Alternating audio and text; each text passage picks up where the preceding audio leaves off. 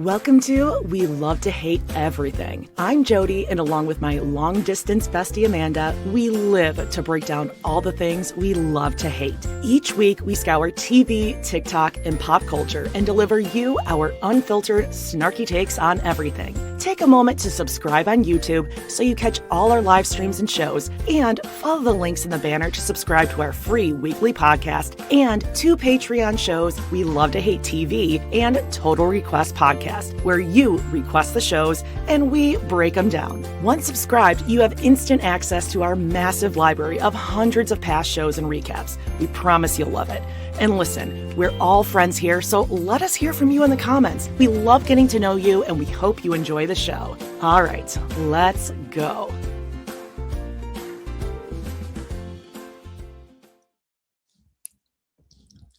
Hello, happy Tuesday, and welcome to We Love to Hate Everything Hot Topics Edition.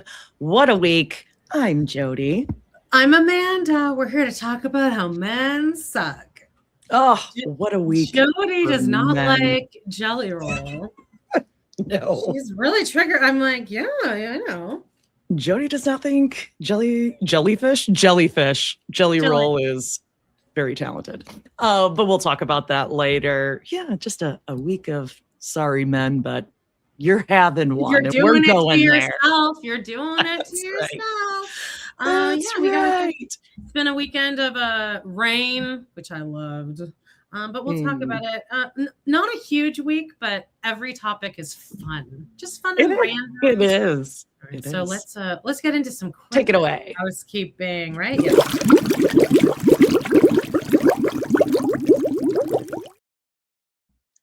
Hey, make sure you're checking out Browntown Tuesday every Tuesday live at noon Central, or you can listen where you're listening here. So make sure you check that out. This week on Girl Dinner, we had a little leftovers, didn't we?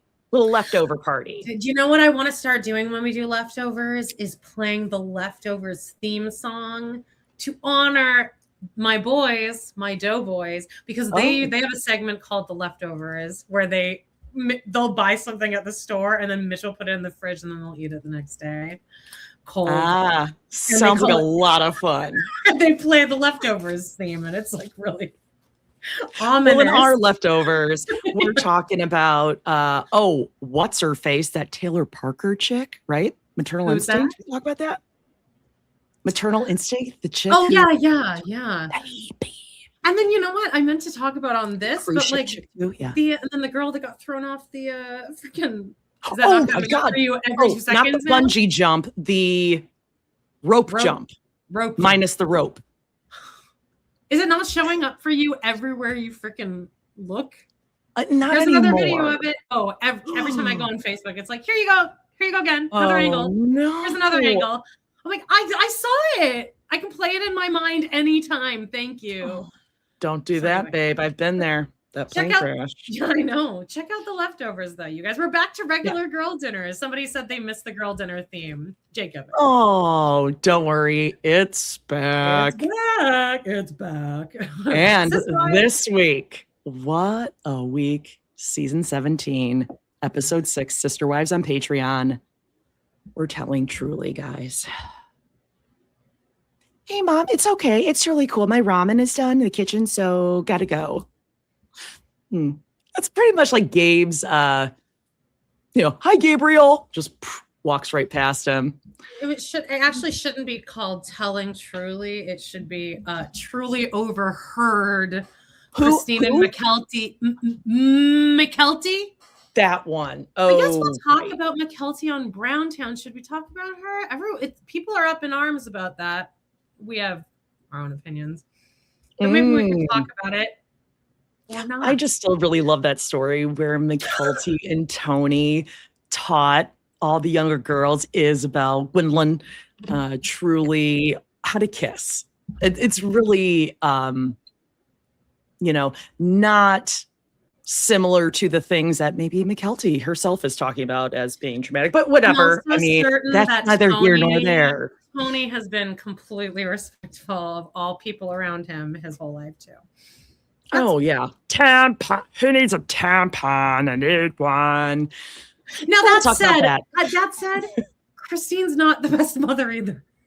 It doesn't mean that she's a great mom. But you know what family I do want to be a part of?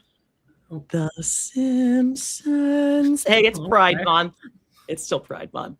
We're talking about Homer's phobia. I got a Simpsons update for you right now. Not right now, in a second. Oh, well, I'll tell you. This is good. We'll get through our housekeeping. Okay, our throwback episode of Total Request Podcast. I remember this. I remember this episode so vividly. Born in the Wild, episode 5, North Dakota Snow Baby. This was a series where people were just popping babies out in kiddie pools left and right. Everywhere, anywhere you want to have a baby outside, we'll go. Throw some hay down. Throw an inner tube. She's good. You middle of the family room while your kids watching Coco Melon. Blow up that pool. Get it in there. We'll clean up the amniotic fluid later. It's fine. Totally fine. So check that out. There you go. All right, let's get into it. We can. Wait, one more thing. We need suggestions for one more. Well, actually, you can give us a bunch of suggestions, but we're gonna do a. What Poly Pride Month? Poly Pride Month. We're not leaving the polygamists out of Pride Month. It usually comes back in August or September. So in preparation, we're gonna go all things poly, but we also don't want to do like the really dark documentaries because it's like not really fun to snark on. So like. We want to do like This Is Polly or like My 5 Wives or like if anyone can find some interview with Joe Darger or something on it. Let us know. We'll pick it. Yes. I think that's it. So let's get into our weekend update.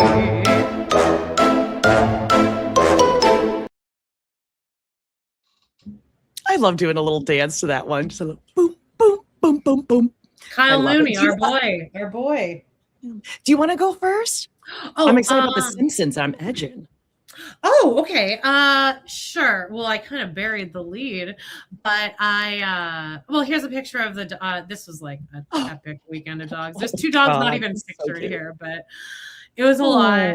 But again, having my assistant just come for 2 hours, and I have the system where I pay her at the beginning of the week, because then it forces me to like go to the gym. I'm like, I've already paid for this. Yeah. Totally. So anyway, I've been going too hard because I really blew out my ankle / hip. Amanda, mine's still hurting and still swollen. And I refuse to go back. I'm strolling too hard at the dog park. Like I blew out my whole body. So anyway, on Saturday, I had a couple hours banked, and I ended up just taking myself to a poovie by myself, and it was a transcendent experience. Toy Story 5.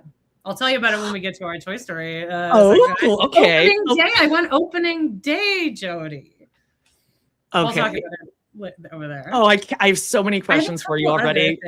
I wrote down. My mom's leaving Costco. My mom and Ron are at Costco. She asked if I needed anything. And I'm like, yeah, actually, I need all these things. And she's on like a high of being able to be helpful. Wow, she's braving a Monday morning at Costco. She is something. Her and Ron, they get there right. Some sharp elbows. She knows what she's doing. Oh, okay. Okay. Here's the other thing. I got a Wii. I bought a Wii. Wait, that's different than the Nintendo thing? Okay, no, the Wii is like the one where like you have oh my God, I swear to God, it took me 20 minutes I was like, why is it not connecting? And I forgot that it's the one where you hold the controller and you like wave it around, and that's yeah. Like tennis. You're like, okay, got it. I need to find Wii Tennis, because there was this thing that happened. Me and Brad had the Wii, but like I never played it on my own, but like I do at least know the system, thank God. Right. The only game I have right now is Mario Kart, and I'm fucking killing it, but I'm like loving it, and it's a weight loss method. All of these. Okay, wait, pause for a second. What? Mario Kart. Okay, yeah. So do you have like the little wheel? Yeah. He asked me if I wanted the wheel, and I'm like, no, I just want to raw dog it because I just know exactly how to hold this. But in college, we had Wii Tennis, and there was this like night where like we were just playing it and like I was absolutely unbeatable to where it got to the point where I was like nervous at the end. I was like, what's happening? Why can't I lose? A lot to live up to. It was like I was like one with the game and like no matter Amanda, what if you yeah, dude, we could be in the 20, what do we have? What's the 20? Is it 2027 Olympics? Did we just have Summer Olympics last year? We could be in 2027. Me bringing the heat in the pool, you playing tennis, singles or doubles? Tennis. I don't remember. I think it was just one-on-one, but it was like people kept stepping up, like John, Ricky, Zach, and I like was unbeatable. And everyone was like, "What is happening?" Like, I don't know. I'm so bad at it. We should get a Twitch stream, and we could like move our podcast over to video games because people fucking watch that shit. I don't play video. Jody doesn't. We could play Twitch. We could play tennis. Homie, don't play that. Talk about a throwback there. You're good at everything, though. I think you'd be really good. Anyway. No, video games are. I hate Mario Kart. Oh, I cannot control that thing, and then I get so fucking frustrated because I'm spinning out. I get stuck somewhere. I have to back up. There was like a mall area that. Yeah, I was just in there this morning. I see that in my nightmares. That 2-story mall. We are flying over the atrium, and then you go down, and then you get stuck behind the escalator. It's a whole fucking thing. I made a meme with bangs and aviators. Oh, it's pretty cool. Ask me. So there was that, and then what was the other thing? Oh, so then. Okay. So wait, do you have the wheel? Are you sitting there like on your couch with your little wheel? No, you just have the controller. I'm better with the controller. Ooh, you're dogging it. Grassroots. You're like a real NASCAR David Woolley would want to race ya in Vegas. David, hey, look at this.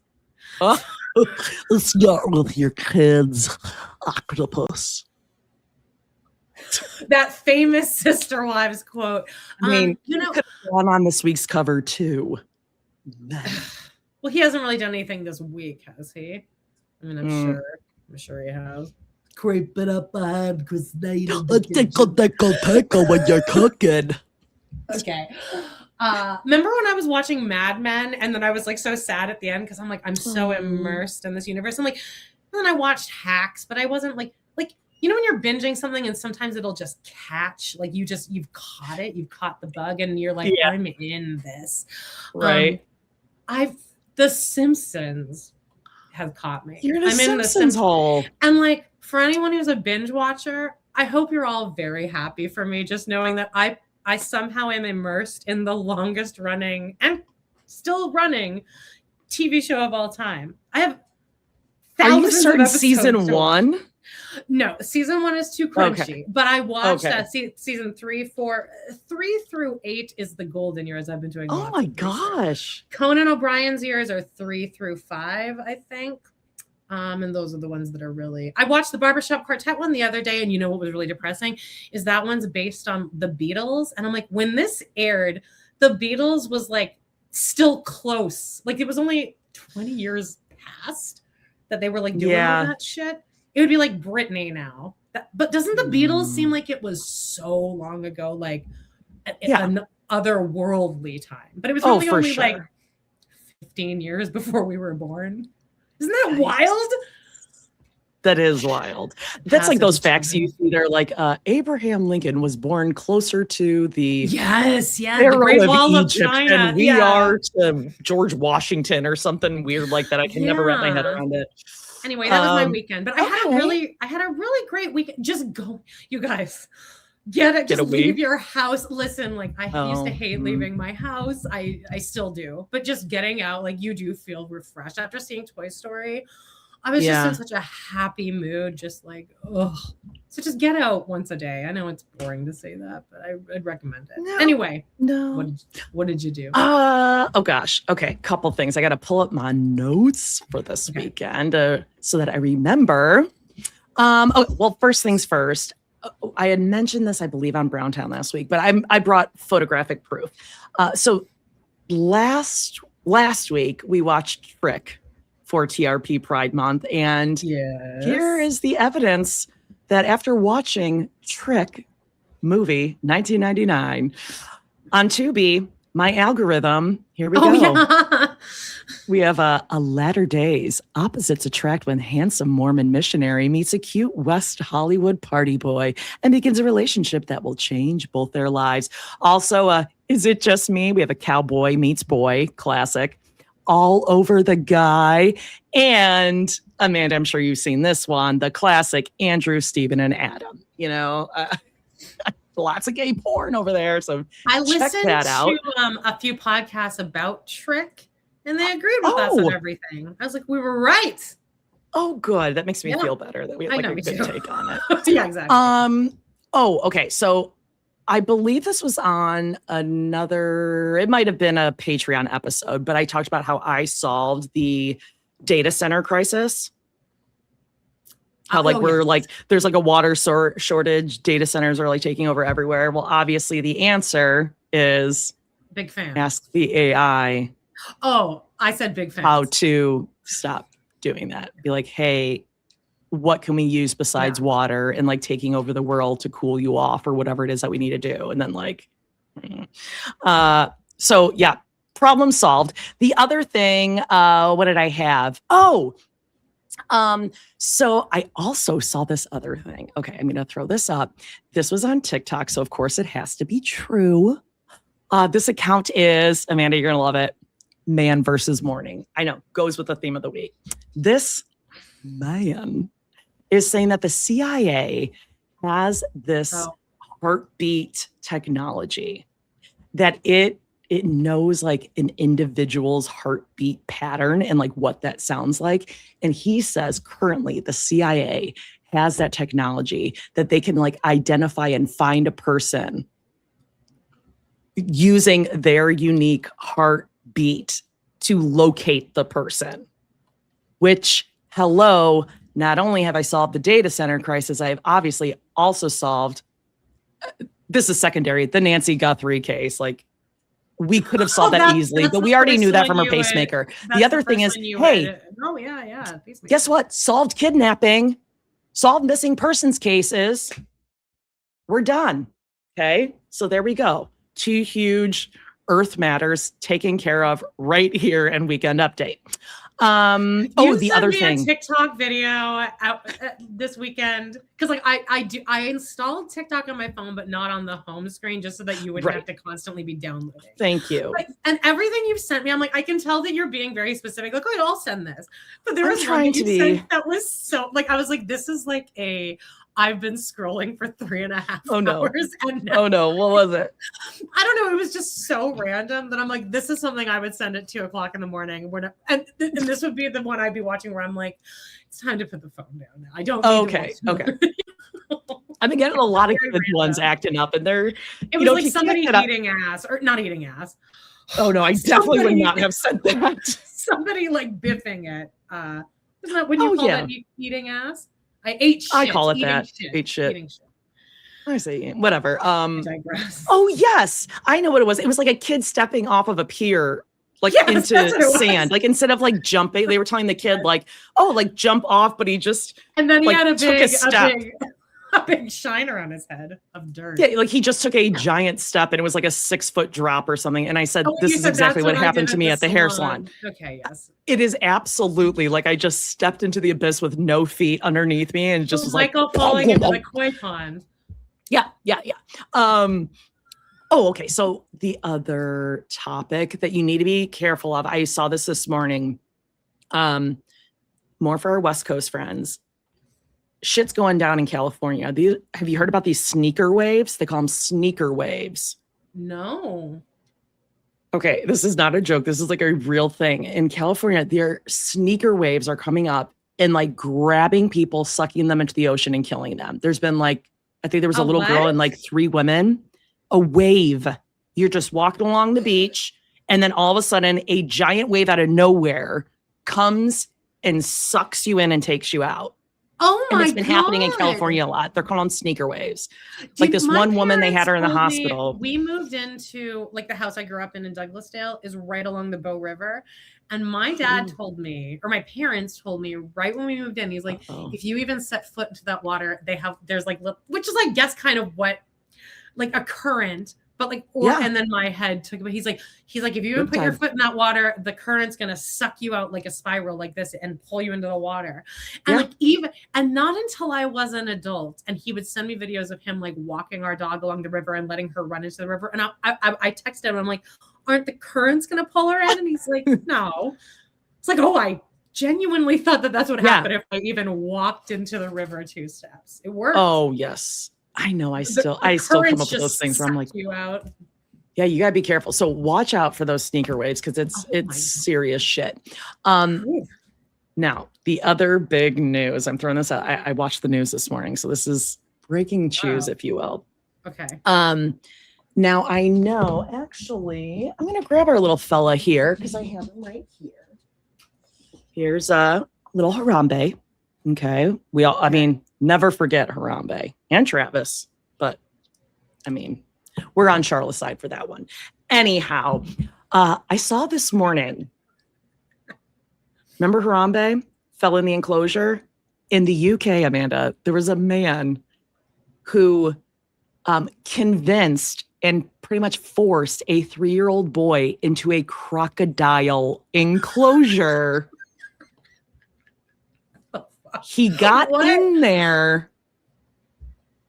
The guy's under arrest. He's not mentally competent to, like, I don't know, be interviewed by the UK or something, but he's in really big trouble. So now kids aren't just falling in. They're being lured into the crocodile enclosure. Is that not you look over, your 3-year-old's in there? Mm-hmm. It makes me feel better about like how much I hate children. I'm like, I don't hate children that much. You're like, oh, good one. It was an April Fool's. It's a good one. That's good. I just think that's like so crazy. That's why I was laughing. That's like such a wild thing to do. This is even wilder. Okay. Hold on. Get ready. So let me just throw this up here. And I'm going to read it for you. Oh, man, I love you reading this. Okay.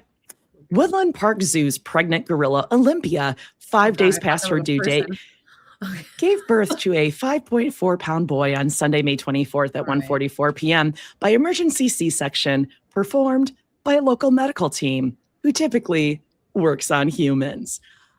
So they took this gorilla, Olympia, in for a C-section, and it delivered as if it were a human. Yeah. In the room. Okay, look at this. This is like the scary. Is this not like the most frightening looking gorilla baby? It looks like half dead. And the medical team did a full interview, Amanda, about the process of this. Here you see Olympia with the baby. Now, this is pretty well. So as the medical team, so they had to bring this gorilla in. Yeah. They have her on the table, and they talk about how they had to prepare for this. Now, the only thing they didn't know, regular OB, regular C-section, except the skin was just so thick that the epidermal layer, you know, what they really were not prepared for is just the amount of bowels you got to pull out to get that uterus to the surface. Just why did she need a C-section? For all the bowels? Because she was past her due date.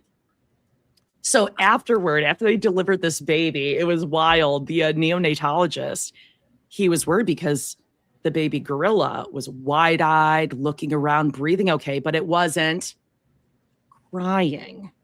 So he looks to the zoologist, and the zoologist said, oh, it's okay.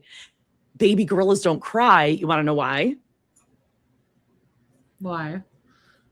Because in the wild, if they were to cry right after they were born, guess what would happen?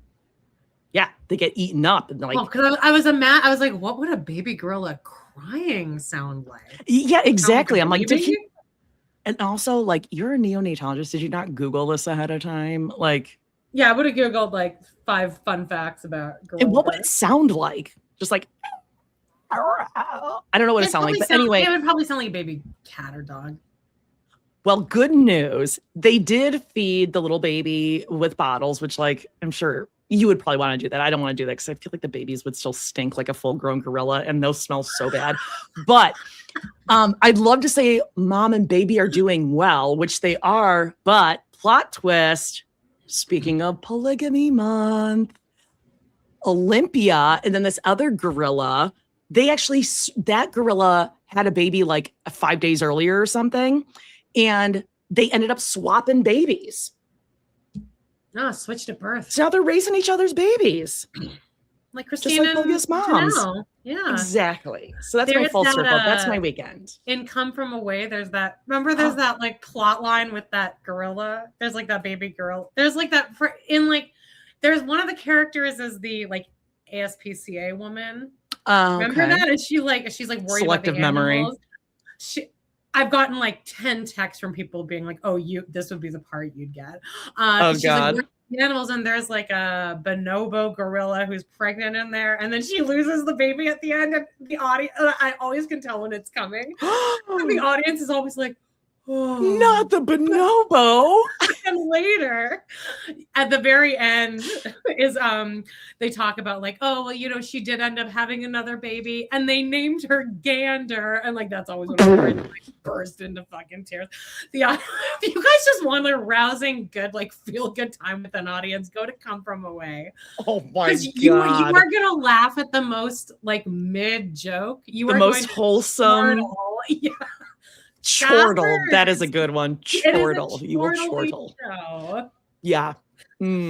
Like you just want to get like a hot chocolate afterwards. Yeah, you want to do something like religious afterward because it does feel like a religious experience, the collective. Yeah. Effervescence. I think about that all the time since you taught me that because I experience it so much. I'm like, I think that's what I experience when I'm seeing theater. Is not like, oh, I miss being on stage. I'm just like so happy for the actors and for everyone watching it. It's the same thing. Like I will cry at like a kid's talent show. They're singing "It's Not My Kid," whatever, but I'm bawling. I don't do that during the piano violin pieces. I'm not going to lie. Call me an asshole. It just doesn't move me the same way. Bored for that too, by the way. The kids at the concert are also bored. They don't like that either. Should we? All right, let's do it. Yes, let's like actually get to hot topics. All right, great. My mom left my Costco items out on the porch. She's already messaged me to remind me that there's some cold items, Amahnda. It's fine. Chicken. Cold things rotisserie. It's the day-old rotisserie chicken for $5.99. It'll be fine. Or the deer. I'm gonna go out and the deer. I was just gonna say. All right, well, let's get to the hot topic.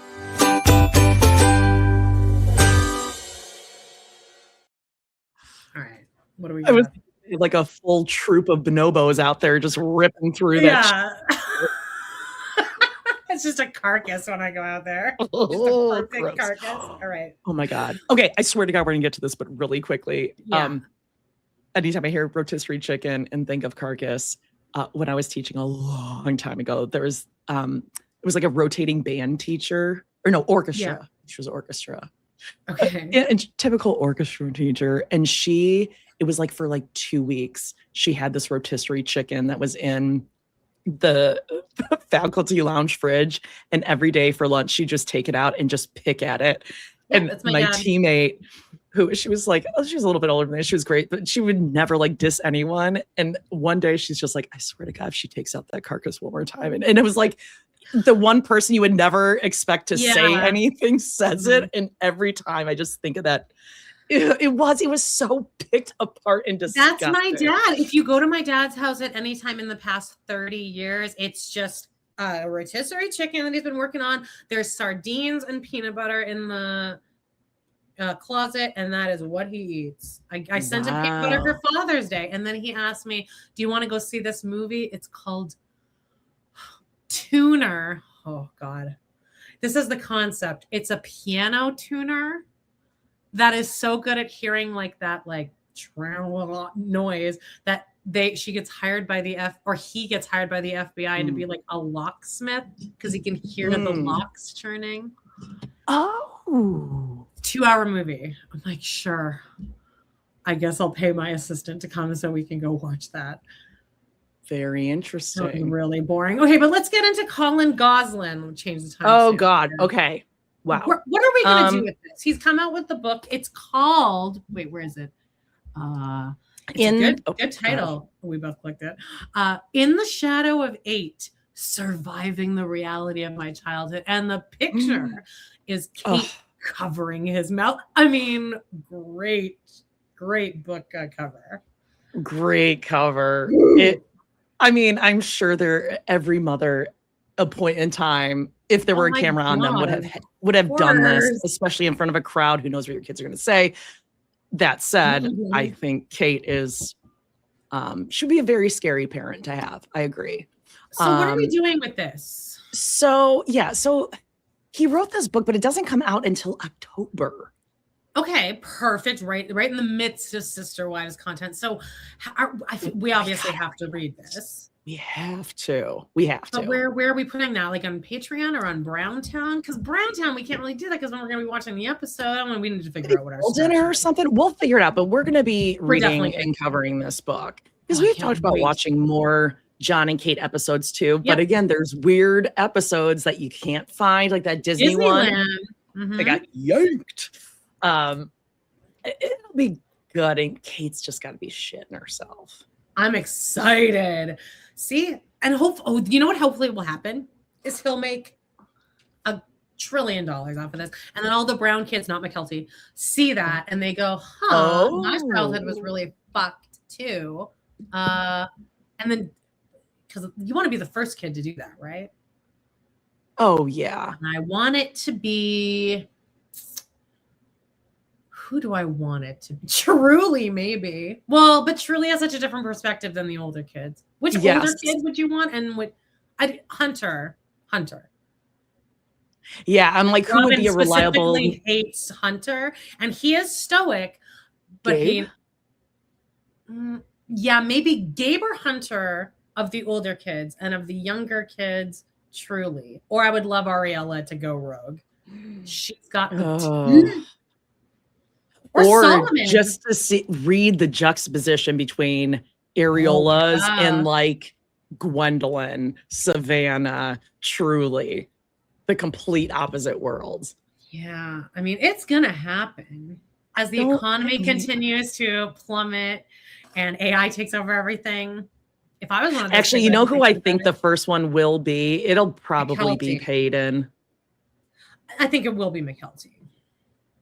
Okay. Or Tony. Well, she reads smut books. Peyton, remember he was writing books? He wrote that amazing children's book that his friend read to their classroom, and the kids sat up when they heard that the book was going to be read. They were like, whoa, this is amazing. Yeah. See, he's not posting content anymore. And now I kind of miss him again. I at least wonder what whereas with McKelty. Oh, careful. McKelty, so we don't miss him that much. Well, good for him. I'm excited. That's good. Yeah, we're going to have to read that. Mm-hmm. I'm looking forward to the press junket around that time because there's no doubt we're going to have. They'll be hunting down Kate for comments. John will be jumping at the bit for. Oh, he'll love it. Or chomping at the bit for it. He's very Barry Plath to me. Oh God. In that, like, I want to be the better parent, the nicer parent. And then to see what Kate's media team will put out to like distract us from the book, but we're not going to be distracted. Mm-hmm. I hope he talks about her boyfriend, the relationship. I mean, of all the kids, good move, Colin. I mean, this is the mommy dearest of our generation. Have you ever seen Mommy Dearest, the movie? Yes, way too young. Mind you, like I saw that very young. I mean, I had to have been early elementary school. That movie is so instantly campy, and it ends scary. Do you remember how it ends? It's so funny. It ends with so like she dies, right? And then the two adopted kids are like Christina's grown up. Yeah, they're at like the will reading or like they're meeting with her lawyer, and he's like, "You've been taken out of the will," and then like they read a statement from Joan being like, "They know what they did." That's like her last statement, and then the brother goes, "Well, now what are we to do?" And then it just goes closely in on Christina, and she's like, "I know," or she says something like that, or it's just a zoom in on her face, and then it's like, "Oh well, I'll write this book, Mommy Dearest," and then do a whole media press tour. I've watched so many interviews, and people are calling into Larry King, being like, "Why would you do this? She's not even alive to defend herself," and it's just wild. So that's what's ahead of her time. Truly ahead of her time, you know, and it made in that movie. And then Faye Dunaway was apparently coked out the entire filming of that movie. Shocking. It reads in the performance. It is We should have done that for Game the Month. way it's shot and like the hair, and it's very just like bright and washed out. And from a child's perspective, though, it would be very so eerie. Ooh, creepy. But where were we talking about that? Oh, the Gosselin. Jelly. Yeah. It's a jelly roll. Let's move on to. Oh my God, you guys! I cannot. I don't think you're ready for this jelly. No, we're not. All right, Amanda, upset. So what do you know about this? Because I think you actually told me, and I was like, yeah, I don't know. I told you in passing on our leftovers episode, but you were, I think, looking something up. So I was just kind of throwing things out. But like over the weekend, these are pretty much specifically what you've been sending me is jelly roll content. Yeah. This guy, Jelly Roll, whose real name is Jason. Okay. That fits, doesn't it? Doesn't he just? Yeah, it does. It does. Jason. Okay, Jason. Okay, well, here's Jason and Bunny XO, his wife. They met, I think they've been like married 10 years or something. He obviously like really blew up, no pun intended, in fame. And she's too hot for most good-looking celebrity men. Mm-hmm. So now that he's like lost weight and he's more famous and he got some new teeth, now the teeth are wild, by the way. It's just crazy. It's time to move on. He'd been cheating though, even before they had like an. Oh yes, he did. So I was gonna say. So now they came out with a statement, or Bunny XO has come out with a statement saying like, no, it wasn't mutual. He went and filed. She didn't know about it. It wasn't a mutual decision, but it wasn't because of cheating. However, you pull up old interviews, and actually, let me pull this one up right here. Okay, so I have an article. This was from October 23rd, 2025. Actually, you know what? I will share this really quick here. She put out some shady statement last week too, I saw. She's like, okay. He's out there. Let everyone, if you see him, swipe right on him. Yeah, he's out there feeling his oats. Like she made some like cunty statement. I loved it. Okay. Well, I like that because what I read was like, oh, it wasn't cheating. We're gonna raise this baby that they're having via surrogate, which was like, oh my God. And just for people who are like, why would they keep doing that? They do still have a contract with that surrogate. So whether she's pregnant, not pregnant, like that's like a whole thing. So if that's the reason, I don't know where they're at in that process. And then the people get divorced, and you're like, okay. Like during it, yeah. Like I mean, but you know what? Your contract, all that stuff's in there. Every possible scenario, if you have a legit. If you're doing it the correct way, every possible scenario is in there. If the parents die while you're pregnant, if they, one or both die when you're trying to get pregnant, if they get divorced, who has custody, there's every different scenario. So that's in there. And honestly, I mean, my first surro babies, dads ended up splitting up, and I'm like totally still fine with it. She's still loved and everything. Like that doesn't change it, but this would be quite chaotic during it. But when she said, oh, it wasn't because of cheating, we're just going to keep moving forward, whatever. I was like, no, this is too much. So I found from a year ago where she did say one day after her husband, Jelly Roll, shared he had previously cheated on his wife of nearly a decade, the Dumb Blonde podcast host reacted to an online critic who said she should hop away from the singer over his infidelity. Quote, it actually takes a stronger woman to face pain head on, do the work, and rebuild with the man she loves instead of running or gossiping. Growth isn't weakness, it's grace. Okay, so... Sorry, I was muted, but yes, that's what we're conditioned to feel. Yes, that is part of the system, is we're conditioned. But you're a stronger woman. This is why Mary stayed. You're a stronger woman for working it out. Yeah. Now, I will say, I had a really good therapist at the time, and I didn't have any interest in like trying to work things out after an infidelity. Like that's just not my thing, but whatever. I did have a therapist who told me this, and I absolutely think it's true that if you decide to like work it out with that person, do whatever you want, but the person who has been cheated on will ultimately have to be the one doing more work for the rest of your life. And you just have to ask yourself, like, am I willing? Can I do that? And if you can, like, more power to you. I'm not. Yeah, no, I will am hold not. that resentment forever. Yes. Yeah. Yes. So it sounds like she was like, oh yeah, but honestly, like isn't this just tale as old as time? Yeah, of course. Boy meets girl. Girl's like, oh, but deep down, he's like such a nice guy. He would never cheat on me. Look, right? It's Anna Faris. I treat him so good. And she has said in an interview, this bunny XO, like, I did everything. Like, he went out, he did his thing. I took care of everything. And she said, I was always the one that was like chasing after him. Mm-hmm.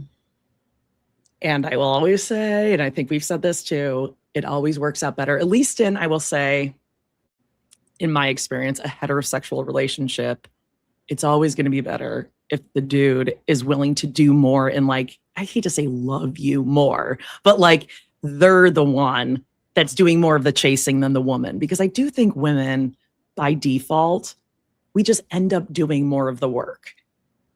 Like we're more emotionally intelligent. So we end up doing a lot of that, like, silent work, or the, the planning, the thinking, the, oh, am I overthinking that? No, I should just let it go, or whatever. Like, I remember you saying with your ex that you always said, like, oh, there's no way he would, like, cheat on me because, like, he's unassuming, right? Like, does that make sense? Like, when you would be like, most women are not going to, like, be walking down the street and be like, hey, dude, like, you want to go fuck?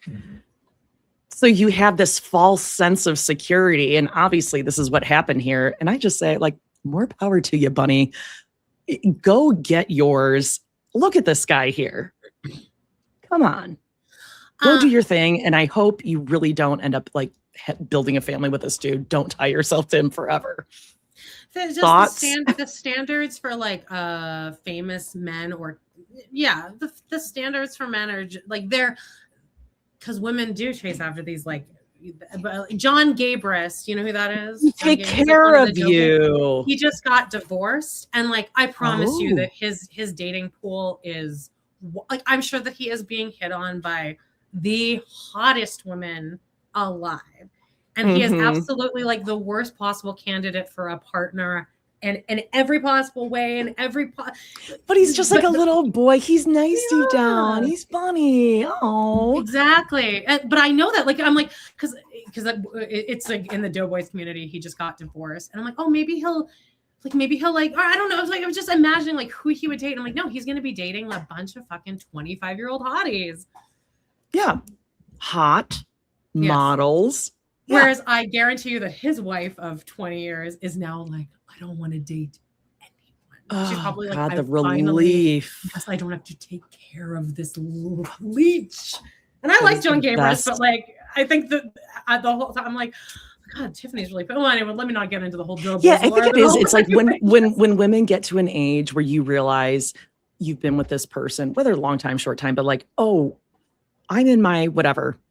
Let's just say generally it tends to be in your, like, what, late 30s, 40s is when a lot of women are like, you kind of figure yourself out. And then you're like, oh, I don't have to take care of this person. Like, you can take care of yourself, like mama's boy. You know what I mean? And when you're finally like, oh, there are men who, like, actually are adults. What's that like? And that's what I want for Bunny. Yeah, I feel it, and I'm probably projecting a lot of shit. But railed, I feel first. Yes. All right, let's move on to maybe well, one good of the news. Ones. Yeah, well, maybe one of the good ones. Amanda, I hate to break your heart, probably not. But your babe, Robert Irwin. Look at this guy. Look at this guy in a tux. I still don't really trust. I don't trust him still. Really? I thought you loved him. I do love him, but again, like transitioning off of men. Okay. Well, it's a good thing because he's off the market. He is still friends with Dylan Efron, brother of Zac Efron. Yeah, they were on Dancing with the Stars together. Right. But Robert is now dating wildlife photographer Ashley something. So real great. He's he's real happy. They went on like this little diving sea adventure, and he's very, very happy. You know, he had a breakup about 1.5 years ago after he was with her for a while, but you know, what's his name? Zac Efron's brother says he's like real happy and he really likes her. She fits right in. So people are thinking this might be the one. Wildlife photographer. That's pretty He likes wildlife. Yeah. That'll be good. I'm sorry, Amanda. I'm sorry. But speaking of like women that have like been with their man until they get famous and then they're, you know, Ethan Slater and Ariana Grande have officially broken up, although they've been broken up for like official. Yeah, but this is everyone could see that SpongeBob. It was a showmance. Like, this is ultimately how this was going to end. It was a showmance. It's over now. And I think she probably got the ick from him pretty early on, as we do. And I think she was like, ugh. I think it just. But then she had to see it through because like everyone knew you that. Absolutely had to. But then it just kind of fizzled. And I'm sure they are still friends now. But like, it's not even like that interesting of a story because like they still speak well of each other. I'm like, yeah, like every showmance. It's just how. And then you know you're gonna have to work together eventually at some point. So you're like, yeah, that's fine. So it's like not even, but he did blow up like his whole life there. But I mean, again, I was going to say, pregnant. Is he going back to that baby? I hope she doesn't take him back because she was like a doctor. She moved to like Italy or wherever they were filming. She moved with the baby there while he was filming. Oh, thank God. Oh. Thank God what? I thought you were saying like she moved afterwards. Like no, I think she probably, I think she's fine now. Oh God. Again, that guy. And I'm sure she didn't think. There's pussy flying at him from everywhere right now. Like he will continue to be a playboy his entire life. He will. Ew, why? Because he's very talented. I feel like he's probably really good in bed because he's very good with those hips. And I think he's no way. In those SpongeBob way pants, too skinny. I don't like catching print in those SpongeBob pants. Oh, like, pretty good lineup. Anyway, catching print, but the subpoena kind, deep cut here. Yeah, tell me about Mencia. This. Okay. Tell me about that. If you're thinking this is so random, yeah. Ooh, what's going on here? Hashtag Me Too. It popped up out of nowhere. Apparently, okay, I'm going to read this because this is like legit. I'm surprised to hear Me Too is even a movement anymore, honestly. Okay, so I have Carlos Mencia faces decade behind bars after comedian arrested and charged with 12 counts of tax evasion for failing to report $8.7 million of income. He faces a 10-year prison sentence, and he owes the state of California, besides just that, over $300,000. He is one of California's biggest tax, I don't even know what those word is to describe it. Like one of the big, felons or whatever. Carlos Mencia? I hate this. First of all, is this Carlos Mencia? I don't. Because it's saying it is, but it sure doesn't look like him. Did he like speak this. better? Here, he's on the screen right here. I feel like this is how you always see Carlos Mencia. What would I know him from? Like the only thing I think I know him from is like advertisement. 20? Yeah, like advertisements for those like midnight comedy, like just for laughs shows that they show on TV. I feel like that's the only time is on commercials for that. Okay. When you said Me Too earlier, I thought you were saying he got arrested for #Me Too. Oh, no. So that's why I said, I'm surprised to hear that Me Too is even a thing anymore. Yeah, no. I would say like Me Too about some. Okay, but he wasn't Me Too'd. Okay, so then the tax evasion isn't as bad in my head. Right. Yeah. Okay. Oh, it's not as bad, right? You're like, hey, I'm just a few bucks behind him. That's why you guys stay in Canada, right? Why did the U.S. government come after the $2,000 of taxes that I owed them, and then people like him or Caitlin and Tyler Baltiera, on them later, are not getting caught, or Macy? Like these, how does the government even let you get to that amount? I think they're going for the big guys now because if Carlos coughs up, he might be able to single-handedly pay for half of another White House reflecting pool renovation. Okay.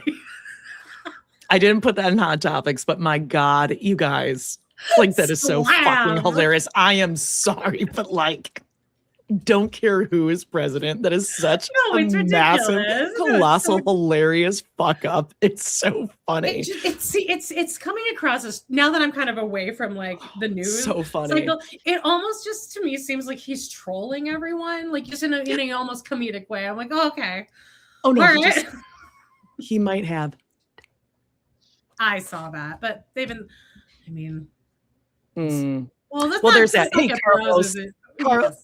I'm blaming Carlos for the there needs to be an age limit. There needs to be an age limit in Congress. Okay, anyway, go ahead. Yeah, there's that too. But yeah, I just think we should just start tagging Carlos Mencia and all of those and be like, you want to come fix it now? All right, Carlos Mencia, yeah, okay. I know, deep cut. The 90s comedy scene. I know, but if you were to go on like Radar, UK Daily Mail, like it was hopping. Big breaking news in the comedy scene. Hashtag comedy. Indeed. Carlos is probably thrilled. It's the most press he's gotten in decades. Speaking of press, it's time for a Karen Read trial update. Okay, so this is getting real good. So I filled you in last week about the judge saying that Colin Albert has to show up for his deposition. Did I talk about this? I might have talked about Proctor. Okay, well, I'll bring you up to date. So Colin Albert, who is the son of the Alberts, who owned the home on Fairview. Right. Originally, the Alberts, I'll just say the Alberts clan had said Colin was never there. Karen Read's defense is saying he was there. He was the one who like landed the punch on John. John landed a punch on him. Because if you remember, John's hand was all busted. And they said that was because of the taillight. Remember Judson Welcher with the blue paint. So John had a hand injury and then fell backwards, hit his head. We know that it's in the garage, blah, blah, blah. Okay, so now they have evidence of like Colin Albert. Colin Albert's attorneys were like, yeah, well, he can't show up because he's got to go to basic training and he's in the army and whatever. And the judge is like, yeah, we're not doing that. We're not waiting till he's out of basic training for him to show up and do his deposition. Now, in that, people have been like, wait a second, because in that hearing, his attorneys were telling the judge, well, the reason we didn't talk to him or we couldn't do it before was because he was doing this like schooling for a couple weeks and then he's going to be going to basic training. He's going to be gone. So he won't be available till October. So people in the know who have like gone into the Air Force and Army and all this kind of shit are like, oh, well, there's a whole other layer to this because the only reason, again, this is not me, those of you who are like in the service, families of, I'm just taking this what everyone's saying, is that there is some kind of so when you sign up for the service, you have to take some basic test and it's supposed to be very easy. Like it's a basic test. Yeah. If you don't pass it, which most people do with like flying colors, you have to go to this like remediation school for 3 weeks a month to like get smart so that you can pass it. So that's what happened. He failed the basic thing. So he had to go do this extra schooling because he's really fucking stupid. In the process of this, a picture has come out. I'm going to throw this up. This is Colin Albert on the left. And if you look at his right eye, this was taken 2 weeks after John died. And if you look at his right eye, you might see a healing black eye, which would match John's fist where it would have landed on someone's face, given the circumstances. So that's the Karen Read update. We should have something. His attorneys have to talk with him, report back, and see when he's going to be doing this deposition.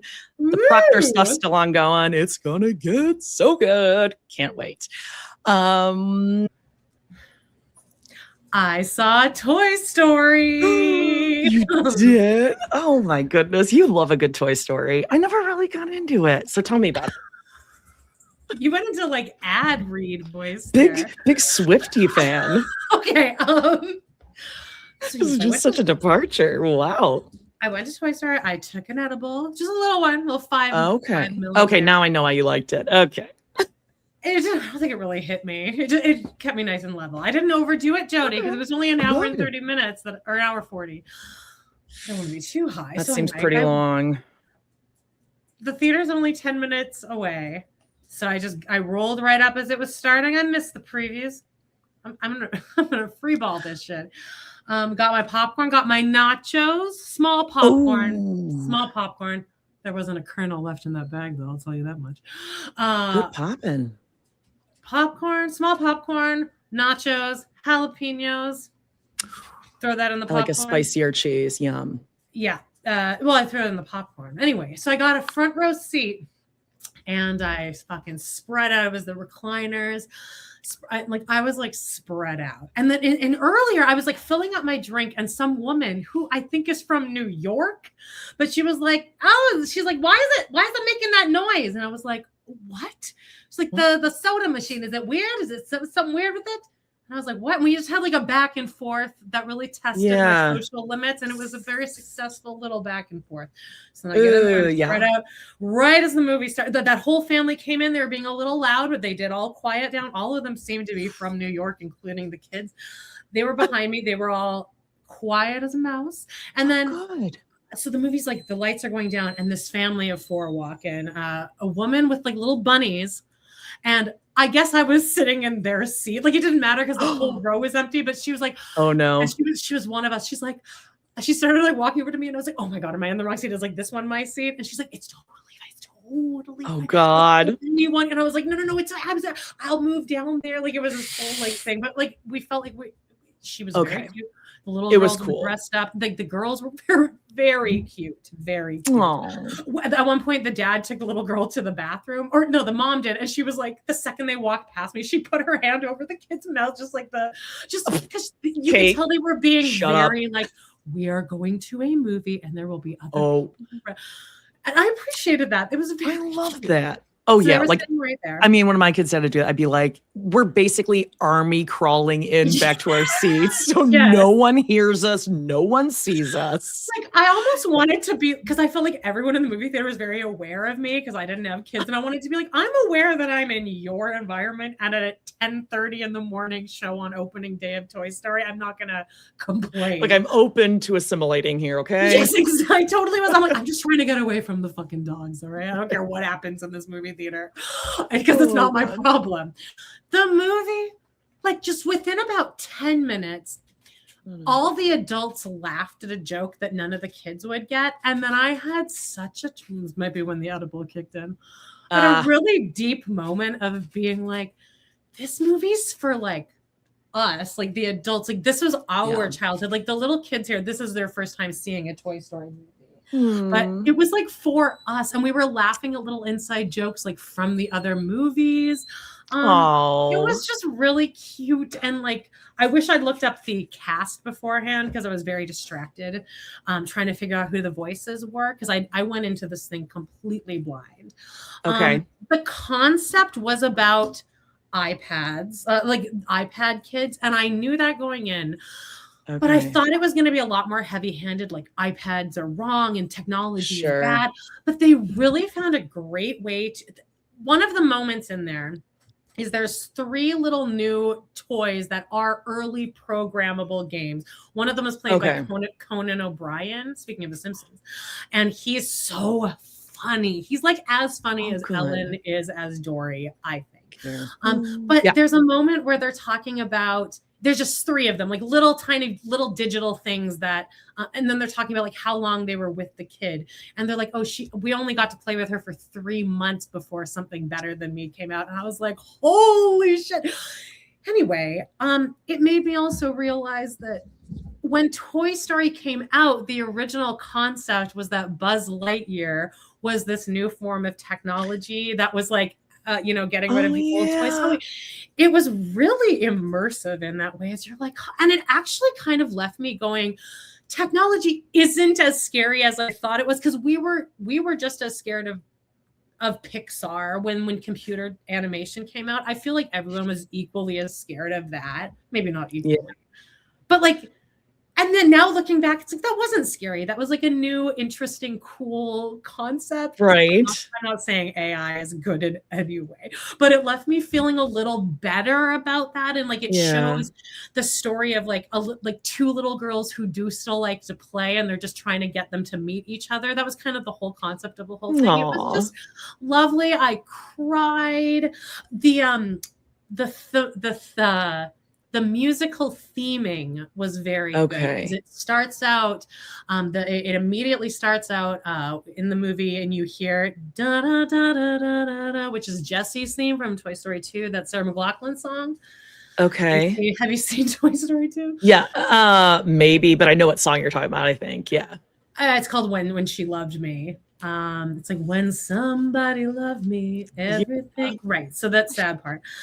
You can hear the music theming throughout the whole thing. They'll throw it in sometimes, but then when the other girl, she'll have the theme too, but then they'll switch it up for the other girl to kind of show that they're, I don't know. It was just, I was really interested in the musical thematics of the whole thing. So I hope that it's nominated for like scoring or something. Randy Newman wrote the music for this, as did Jack Antonoff, Lena Dunham's ex. And Taylor Swift had some song at the end of the movie that I fucking beat it. I was out of there. Bye. Really? You didn't listen? I'm not staying for the end credits of a Taylor Swift song, but fine, it looked cute. But there's probably like those little hidden things, right? Like the little interstitial things that pop up in the credits. You didn't want to see those? Yeah, I was like, yeah, I just wanted to go home. But at one point during like a really big moment, like you could tell that this was going to be the Pixar moment, some girl or woman, I guess, had to take her daughter to the bathroom, and I like saw her like going around the corner and like looking at and like knowing that she was about to miss the Pixar moment because she had to take her fucking kid to the bathroom. And I felt so bad for her, and you could tell that she just had that. She was having her own moment of like, well, you know what though, Amanda? Yeah, she will see that movie about 18,000 more times. And she'll long for those days when she had never seen it before. That was a perfect point. That was a perfect button on that. Yeah, don't worry. Don't worry. I was going to say DVD will be run raw, but Jesus, not those anymore. Check it. I really, honestly, like Conan O'Brien was really funny in it. There was just a lot of real laugh out loud jokes. One, God, what was the dirty joke? God, there was a real dirty joke that slipped in there that I was like shocked that they let through, but like kids was it like a penis in the clouds? It was almost like Lion King. On I watched Who Shot Mr. Burns, that Simpsons episode, and there's like a squirting joke in it. What? I was like, whoa. But we never got that. Watched that. We didn't get that as kids. There were Friends jokes that I didn't get in my late teens. Oh, I mean, we've talked about this, like Dirty Dancing. Of course. You didn't. I just thought she had like a bad stomach ache until I don't know, high school, college, when I was like actually paying attention to the movie, where I was like, oh, got it. Well, if you want a nice fun time, like a nice easy breezy time, you guys, it's good. I would say that my ranking would be 3 is my favorite, then 2, then 5, then 1, then 4. Wow. 3, 2, 5, 1, 4. Okay. Are you excited about Taylor Swift getting married? Maybe. Yeah, that's the thing. That's the kind of thing I get excited about. Oh, I know Toy Story. It's like a big thing. Did you know that she and Jack Antonoff, Lena Dunham's ex, they wrote it over the phone and over FaceTime? Can you believe it? But like, it's okay because they totally, like, they did that before during COVID. So she would just like call him up and be like, oh my God, you go down to your studio and lay down some tracks, and then I'll finish writing the chorus and the lyrics, and then so like, it was just like a cool collaboration. They're used to it though. It's like unconventional, but they were able to do it. I think that Taylor Swift is a lot more like us than we want to. Like I think she is just deep down a dork. Bitch?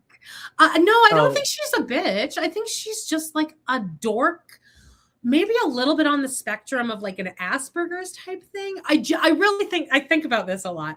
And I feel like she lives in her body like, oh my God, I'm dating a football player. Are you insane? No, that is what I think. I think that she's just like, because if you watch her interact with cooler people, it's like Amanda, I feel like she's living an out of body experience. I don't think she thinks she's cool. That is what I think. I think she's so awkward and uncomfortable in her own body that she can't believe that she is like this famous and the dam could break at any moment. Like she can't believe that she wears like these outfits and like goes out on a stage and super confident and like sings and dances and says whatever she wants. She doesn't seem that confident when she's on stage. I feel like she's not in tune with her body. And I feel like she. No, you remember she's like in her like mid to late 30s or something, right? Like, you know, she's not like a teenager, right? She gives me the impression of somebody who's still a virgin, the way she lives inside her own body. You don't feel that? I am so annoyed that you are so like she's tricked you and you are so gullible to this. And I'm so glad that I have Justine. I know Justine's gonna be on my side. And I think her songs are pretty catchy. Is best friends with Blake Lively. But she's a mean girl. She's calling us fat. Yeah, exactly. Why?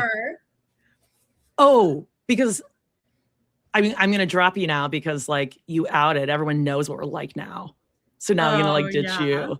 And she's marrying Travis Kelce. Well, he's definitely he called us fat before he was born. Every bone in his body is calling us fat, bitch, stupid. Come on. I think she knows that. I sense they fight all the time. They fight.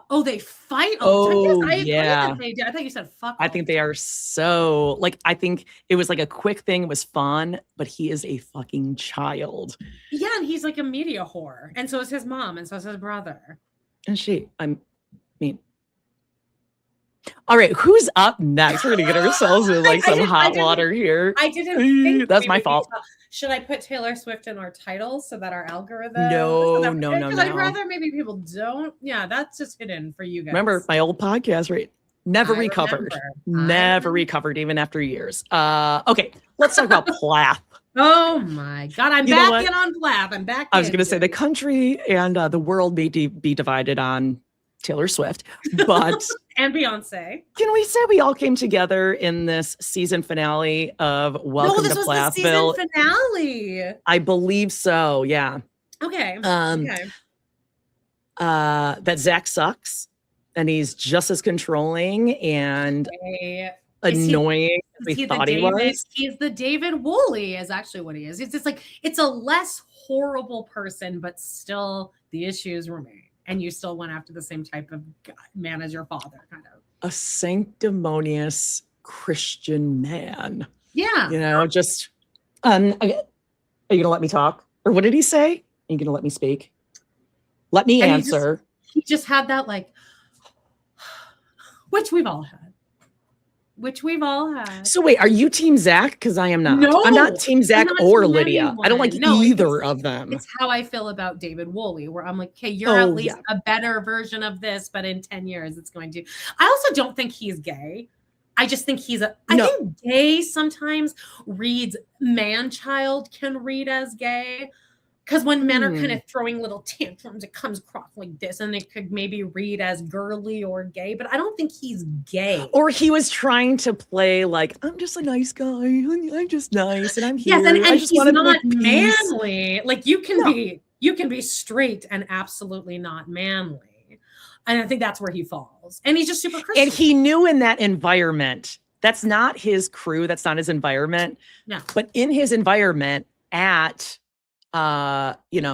Wednesday Night Crazies, at youth group that he leads, he is the biggest fucking asshole. He's sitting on the stage, legs pretzel style, because he's gone here. He's the cool guy. He's gonna teach everyone how to be a cool Christian man like him. Ugh, the worst. Yeah. And Lydia just absolutely, she's so enthralled by him and she's fallen for it, and she herself is like Kim in her I'm so torn on this because I hate them. I hate Barry and Kim. Yeah. And I agree. I agree with Barry and Kim. Like, okay, they're a lot, but you made them. You taught her to be that way. Exactly. How can you be mad at Lydia when you're like, even Robin, you can't be too mad at when you meet handsome Alice. It's like, well, you're a product of the system you were brought up in.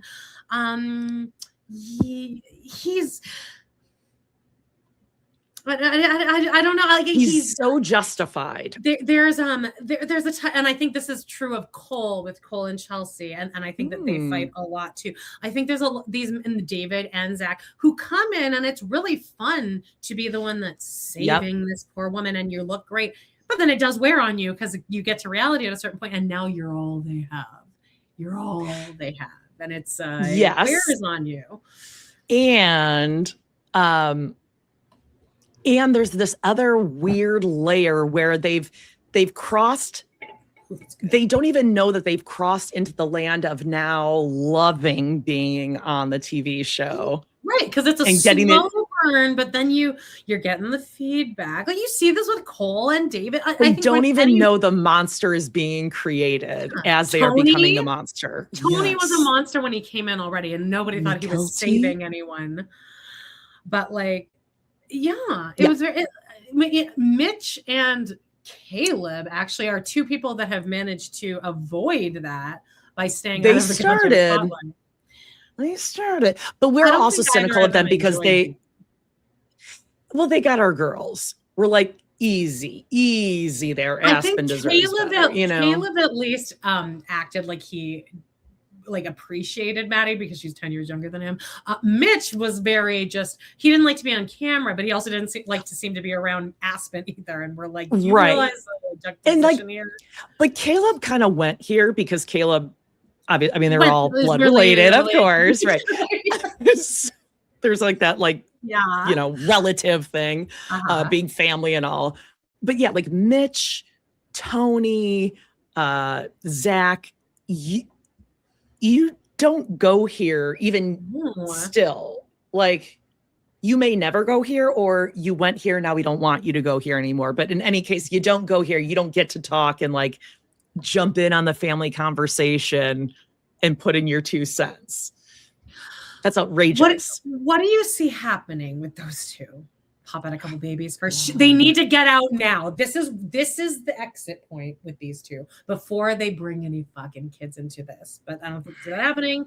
But he needs to realize, I'm annoyed with this girl. I actually hate her. I truly I can't stand her. Every time she talks, it's like he doesn't like spending time with her. No, he doesn't like her. He hates her. This is the time for him to leave. She's fine with this, but like she needs to also realize he hates me, and I shouldn't bring a kid into it.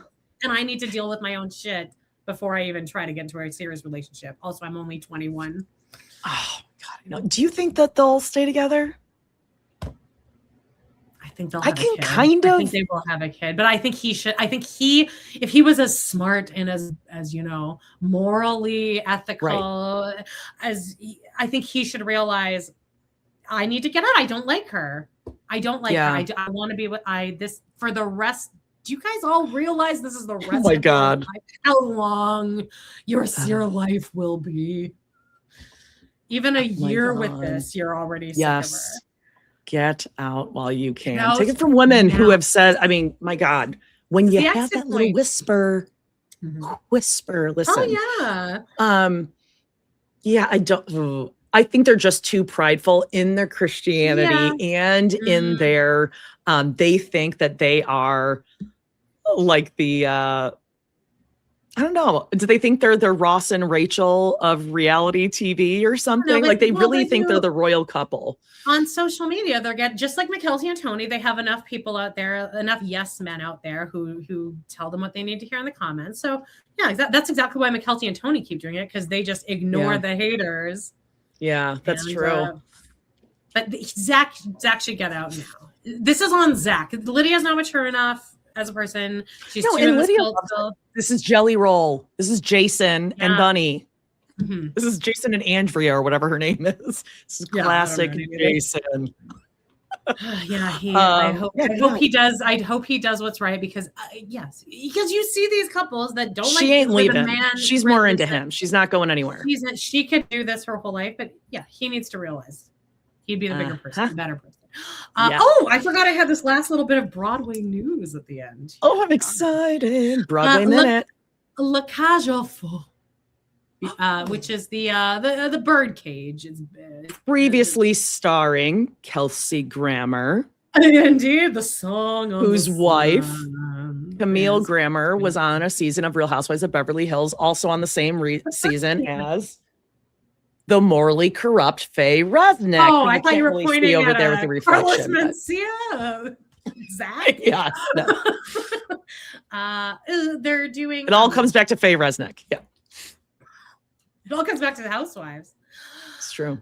Where was I? Oh, La Cage aux Folles. It's a Jerry Herman musical. I am what I am. It's about drag queens and the birdcage. The birdcage is actually a better version of the story. It's based on an old French play. Let me get that out of the way. But it's a great musical. I actually think it won over like a Sondheim musical that year. Is that correct? Did it Hints of Sondheim? I think it might have won over Sunday in the Park with George. Something happened in the 80s. It beats Sunday. It beats, that is what people call it. God, anyway. It's a great musical, though, but not a lot of hits in the all that aside. Okay. City centers will do this thing called Encores, where it will put on like a concert version of a limited run concert version of a show that didn't do very well on Broadway. They did Assassins. They've done I love that. What else? I saw Merrily We Roll Along there, actually. And then sometimes they will move it to Broadway. So that's what I think they're doing here. So now they're doing a La Cage, which with a black version of it, where I think everyone in it is pretty much black. And I love that concept. And they're doing it with Wayne Brady as the Kelsey Duran. Wow. I listened to him singing Song on the Sand. It is stunning. He is really... The thing with him is that he's so good at improv and shit that like it's almost like we should pay more attention to how much better his voice is than 99.999% of people living.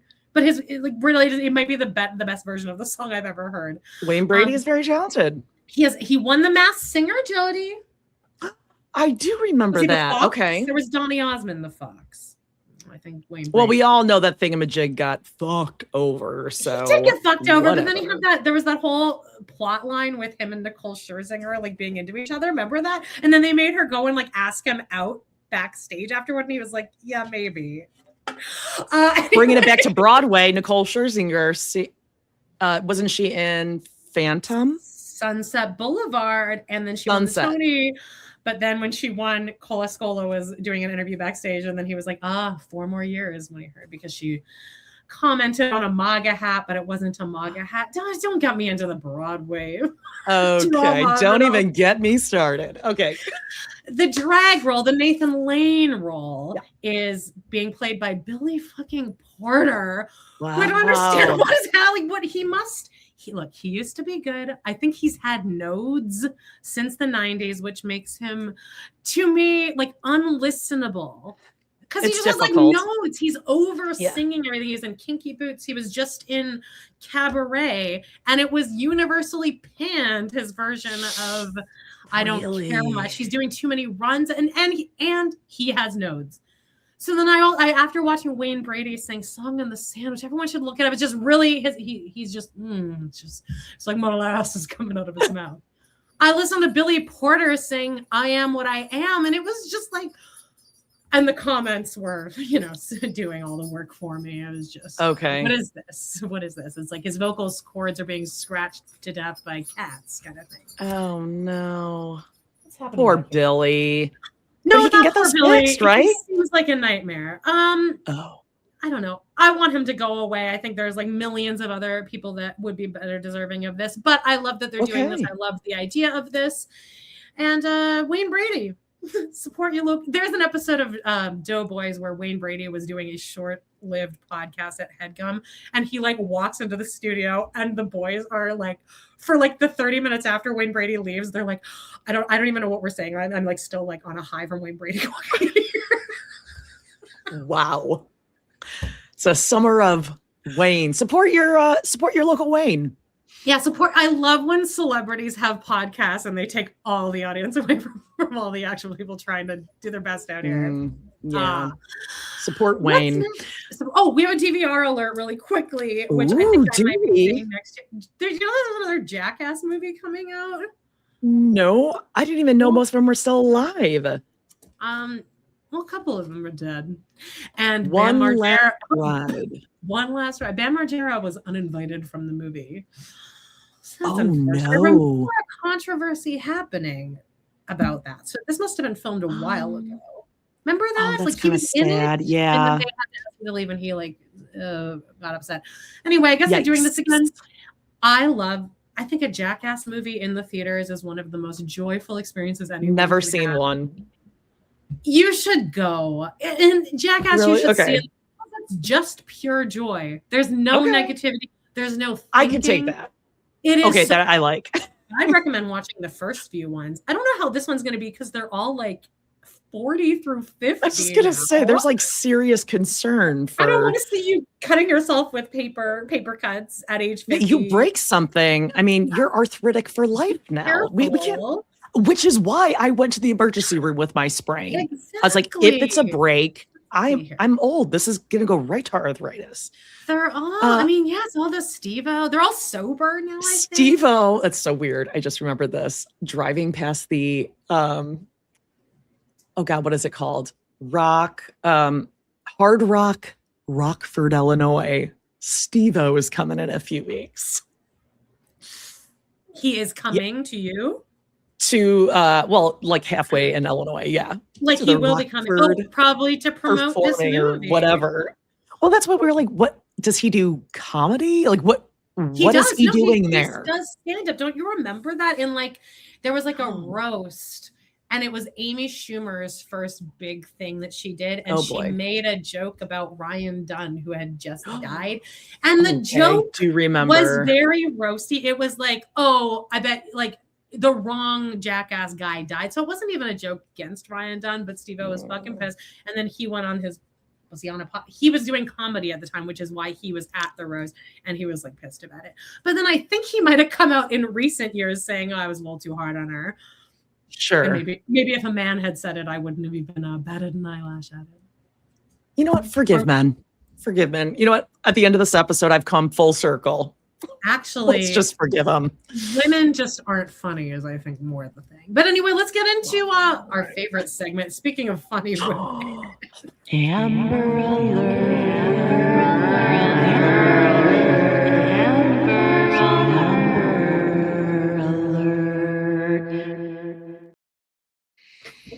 I keep getting all this Kleenex from. I feel warm and fuzzy whenever there's an Amber Alert. I love it. Right, well, there's our girl. Hillary is taking time off this week, but she said that a lot of Hillary, you're a champ for doing this girl, anytime. So thank you. We all need time off. But hang on, she said, hey ladies, I'm not feeling great this weekend. There's nothing exciting. Janelle and Kail did some of their usual tedious shit, but that's all there was on my radar. This weekend on the 27th, Kate's brother's Nick is supposed to interview Deb's OG live on his YouTube channel. What? He has a YouTube channel now? Oh, YouTube. I will try to make myself watch so I can give you the highlights, but I might die from cringe. Okay, so there's that. But understood. On my own, I did find a couple things that I sent to you and Justine. And Kail... Let me tell you the story, but before I even played this, on Reddit, it was Kail's show. We've heard about this the past few weeks from Hillary. The girl was supposed to be on there, Lindsay Chrisley, but then she got the DUI, so Kail was like, fuck you.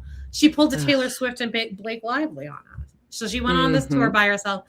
So on Reddit, I scrolled past this video, and the sound didn't automatically play. So this was a silent video, and it's 8 seconds long, of Kail having an interaction in the audience. And just a silent video of this, I was certain, I would have bet $1 million that she was having an altercation with somebody, because she's like, oh no. But then I took it here with sound, and she's being like cordial, which is very of Kail. It's like an aggressive cordial. Yes, here it is. Are you driving back tonight or tomorrow? We're driving tonight. Us too? Yeah. I'll follow you. I don't know where I'm going, so. Yeah. Okay, deal. Are you driving? Okay, so for those of you who are listening, she's on like the front of the stage sitting down, and she has her finger like Sammy Sweetheart, yo too. Lala, you want to get popped? Yeah. So you're driving, so are we. Okay, and she's doing this. She's doing this, like she's mocking them. Yeah, but this was we're gonna do that for sure. Oh. Like after the show, if I were that girl, I would have been like, oh my God. Amanda, do we like actually so scared? We should just go. We should just like go. The title of that post was the riveting content in Kail's podcast tours. That's it. And now was that Peach behind her? That was Becky. Becky with the bone. Becky. Oh, but not Bone. Oh, my mom just sent me the receipt for my income tax. For my income tax, because I have to send her money. It was $111, Jody. I gotta tell you, that was a big rotisserie chicken, and the paper towels and toilet paper. I've never seen that much in my life. I've never seen so much. It was $20 each. Yeah, Costco. That's where I get mine. I don't know. That's gonna last you 6 months. It lasts 2 weeks in this house. I poop a lot. Let's hang on. Let me just find our group text. Okay, here we go. Shit. I'm sorry. No, you're fine. Here it is. Fatherless behavior tour last night. So this is a Reddit post. So funny. This person, whose name is Pearl of a Girl, said, I went. I couldn't help myself. Here is my brain dump of events. I would say there are about 500 people there, mostly 30 to 40-year-olds, a few men too. Ike, I think that's her boyfriend, was the warm-up guy. He also walked around with a mic for audience participation. Oh my God. Kate and Tyler came out to the song Two Trailer Park Girls Go Round the Outside, Round the Outside, Round the Outside, which is the song Without Me, was Justine corrected. And then was it Justine, or it was like, it's because they're from Detroit, and so is Eminem. I'm like, I don't even know if there was that much connection. I genuinely think that they were like, people make fun of us because we're trailer park, so we'll play the Trailer Park Girls Go Round the Outside. And then I wrote to you guys, that's not what anyone makes fun of you for. Like, yes, you are absolutely trashy, but like that's the least of our. Yeah, no one would ever make fun of you for that because you actually can't help your upbringing. Most people probably forget if you're Indiana, Michigan, absolutely. Like it all blends together. They talked about not having a father or an uninvolved father, how that impacted them. That was probably the only serious discussion. They did hot takes and let the audience chime in. Way too much audience participation. People just want to stand up and tell their story to Kail. Because then Kail doesn't have to work or prepare. Yeah, sure. We know. Open mic night. I yelled, "Take the mic!" at one point as a girl went on and on about having sex at 13 with the level of details that a crowded room doesn't need. Multiple people talking about their dead dads. You know what? I did this. I helped my boss in New York with a pet CPR seminar a few times. And this is how this was. Like, there would be like people would raise their hands and just tell a story about some dog they died. And it's like, yes. Okay. Like, we're on a fucking time limit here. Another girl was like, remember that episode you did with the story about an ultrasound? No one remembers you random stranger. The people were just really weird, mega pick-me energy. They asked for audience confessions, which is like us with the catfish stuff. So we do the same thing. Again, the weirdest people got the mic and talked about irrelevant personal stories. Last was Never Have I Ever with more audience help. It was terrible. What? And the loser got to eat a live mealworm. People got on stage. Oh, I saw that. Yeah. People I saw that on on stage TikTok. got to eat crickets. Pick me. Amber Boone was also there. Who's that? No idea. And Nicole from TM was also there. I don't even know who that is. Nikkole from Teen Mom was there. She ate a meal. Okay. Isn't she the fake stillbirth girl? They called Matt and Becky to say hi. Overall, it was weird. Who's Matt and Becky? I don't know. Becky. Wait, I thought that was Becky. Maybe that was Peach. I don't think. Who cares? But then Janelle, lastly crashed out about it, and Janelle. Oh God. I mean, Janelle's having her own thing, but Janelle wrote, in response to Kail's video about me, you didn't ask Gabby why she drank at my divorce party but claimed to be in Sober Moms group. And also, why didn't you ask Nicole about her fake pregnancy belly? Better yet, where's everyone's kid? Just getting clout out your name. By the way, this is all on Facebook. Never seen so many bitches obsessed with me when I'm sitting here setting up AI agents, minding my own business. What? And then she writes, and of course, Kate plays Eminem as her intro song. Glad, because it's very fitting for her. And then she wrote a pinch emoji. Yeah, what is that? I don't know. Is that supposed to be like clapping? Like oh yeah, small? that new little small clapping. Setting up know. AI agents here. Oh, okay. So you have your laptop open to like ChatGPT and Claude. Whoa. So And you know what the sad cool. thing is? If you and me did a podcast era, we would prepare for probably 6 months. We would have sound cues, music cues, Oh my performance God. numbers, and we would get what, a tenth of the crowd that Kail gets for just passing a mic If around that. and then Yes. yelling at people. Do you want to meet And out playing- after the show? Would you rather confessions and what was it, like truth or dare, eat a cricket? Yeah, What eat a is mealworm. No, but I'm sorry we missed it. Although I would Oh, go if I came to fun. Calgary. Obviously, me and Justine would go. Oh my God, you guys better get front row We met tickets. Sandoval and Schwartz. But that's it. That's it for this week. Hey, Great. sign up for the tour. If you go, let us know. Daddy issues, father issues, Ah. fatherless dads. You know, Fatherless behavior. motherhood tour. Fatherless Fatherless behavior. There you go. Hey, it's no MILF mindset. Well, like nothing Janelle. is. Nothing is. Oh, that's Including right. I the just action- made that up. Including right. Never happened. That's it, guys. Make sure you give us some suggestions for Poly Pride Month or Fundy Month or whatever. Sister Rosa.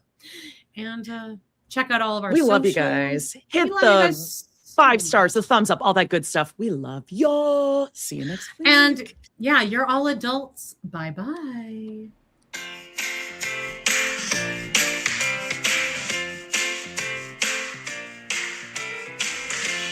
Well, guys, it's been a blast. Thank you so much for joining us today on our We Love to Hate Everything channel. Please do not forget to hit that subscribe button. Give us a like or even a comment, and click on that bell if you want notifications, because you never know when we might pop up and go live. Please check out our other 2 podcasts on Patreon, where we snark on even more TV, movies, and pop culture. We got Total Request Podcast, that's patreon.com/trpod, and We Love to Hate TV, patreon.com/love to hate TV. Thanks again, and we will see you next time.